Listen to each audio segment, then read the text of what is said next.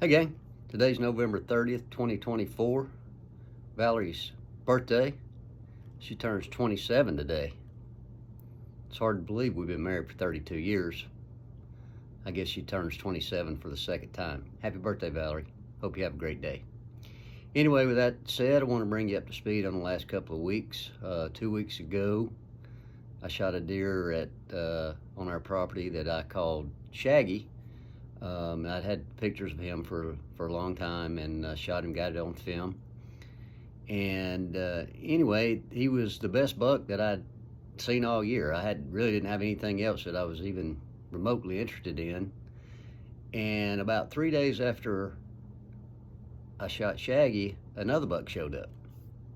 And I didn't get a lot of pictures of this buck that first week, which would have led up until last week, which would have been the 23rd.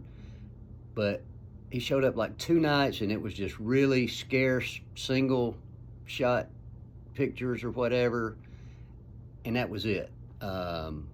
Very scarce. I don't feel like he was a deer that had been in that area, and I don't know if the rut or the post rut had brought him here, but anyway, he showed up. So last Sunday morning, I was in the stand, and the deer showed up in a totally different area from where I expected. Basically walked out in kind of an open area.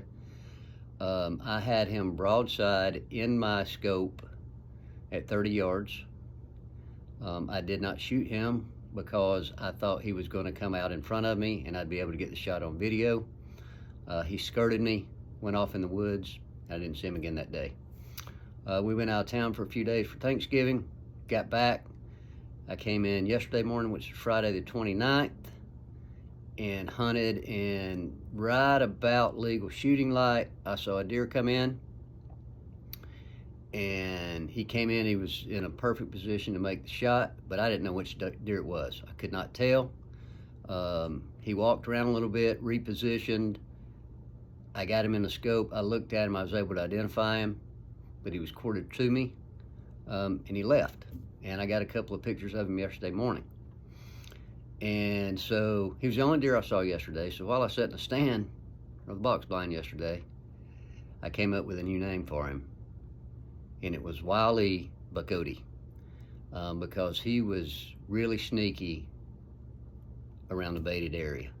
When he would come in, he did not stay for long. 1 or 2 pictures at the most, and he was out of there. He was a deer that was on the move.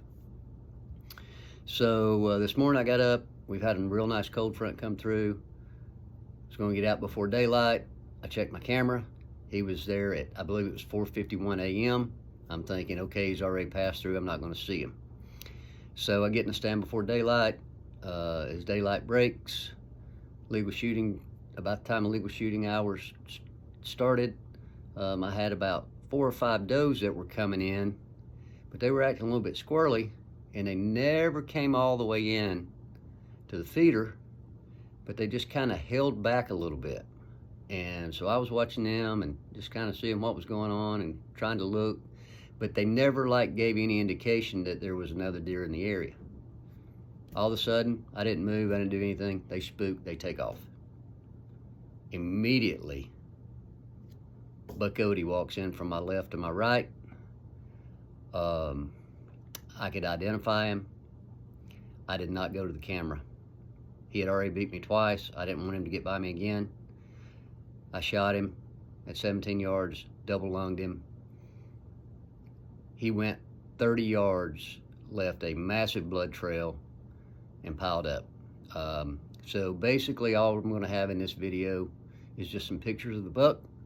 I'm tagged out in Georgia, so unless I can find a place to go hunt in another state this year, may not have any more pictures of bucks or little stories of bucks to post, but I've had a good year. One last thing, I killed a buck in Kansas. I've killed 2 at my shop, exactly 2 weeks apart. I've used the same arrow on all 3 bucks. To me, that's kind of a special arrow. So anyway, hope you enjoy the pictures, and thanks for watching. Peace out.